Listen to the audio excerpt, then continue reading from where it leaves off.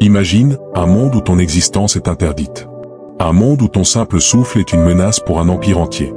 Voici l'histoire d'un bébé promis à la mort, mais destiné à libérer des millions. Voici l'histoire de Moïse. Le bébé sauvé des eaux. L'Égypte, puissante, magnifique, cruelle. Un nouveau pharaon, inquiet de la croissance du peuple hébreu, ordonne l'impensable. Que chaque garçon hébreu né soit jeté dans le Nil. Un décret de mort. Les larmes des mères inondent les nuits. L'espoir semble se noyer dans le silence du fleuve. Mais une femme, Jochebed, refuse de se résigner. Son fils, elle le cache, pendant 3 mois.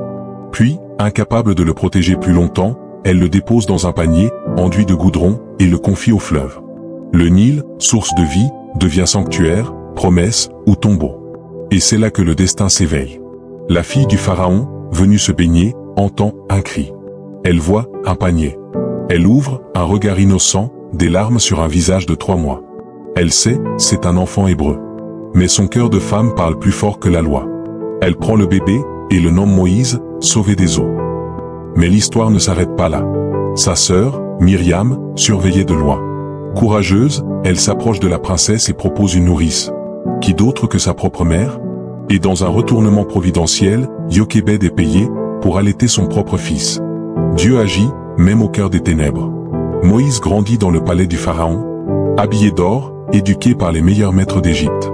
Et pourtant, dans son cœur, une voix murmure. Tu n'es pas égyptien. Ton peuple souffre.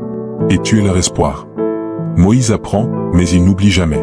L'histoire de Moïse, c'est plus qu'un récit antique. C'est la preuve que parfois, les plus grandes délivrances commencent par un acte de foi désespéré. Un panier sur l'eau. Une larme dans le silence. Et une main divine, qui guide l'impossible. Aujourd'hui encore, des enfants naissent dans la peur.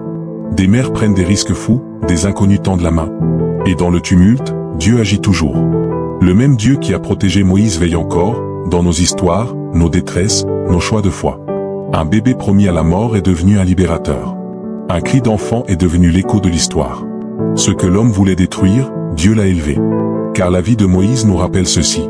Quand tout semble perdu, Dieu prépare une délivrance.